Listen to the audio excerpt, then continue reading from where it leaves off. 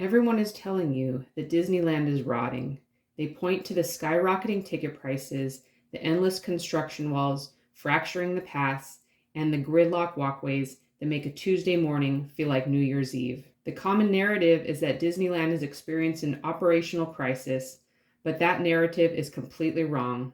What is happening inside Disneyland California right now isn't a failure, it's a calculated math problem. The chaos isn't a mistake. It's a design choice. Once you see the invisible system they've built to manipulate your movement, you realize something far more distressing. Disneyland didn't break the park by accident. They engineered the joy out on purpose. Think about your last theme park vacation. You used to walk through the gates, put your phone in your pocket, and look up. Today, you can't even buy a churro, ride a roller coaster, or check a wait time without interacting with a digital interface. This is an architectural strategy known as forced digital friction.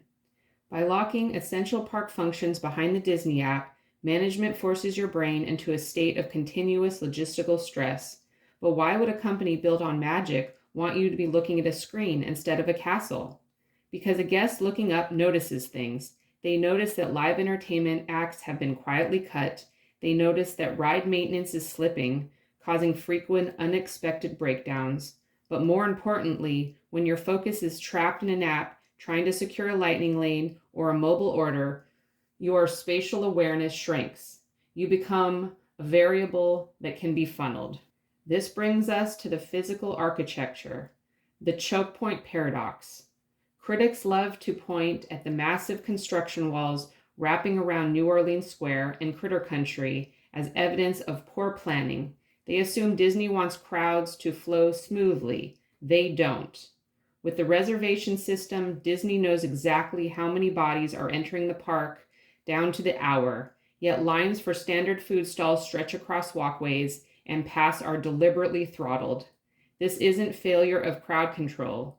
It is the deliberate weaponization of the park's natural density. When the walkways are wide open and pleasant, you stroll, you people watch, you spend $0. But when a walkway is intentionally choked into a claustrophobic bottleneck, the psychological urge to escape that crowd peaks.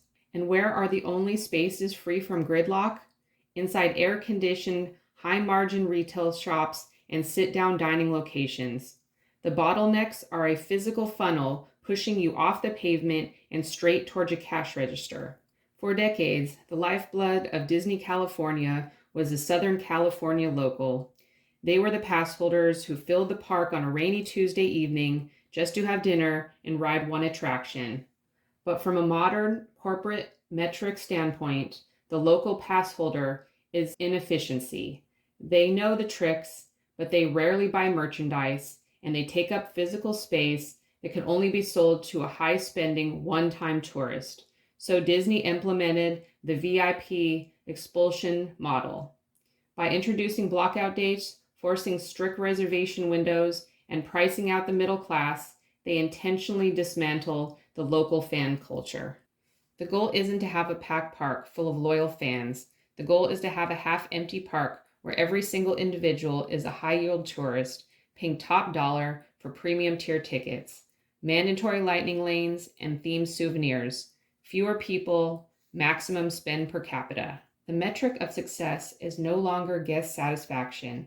It's data optimization. So if the park is working exactly as corporate leadership intended, how do you beat the system designed to exploit you? You do it by refusing to play the digital game. First, break the forced digital friction loop. Commit to booking your reservations and orders weeks in advance. Then put your phone in your bag.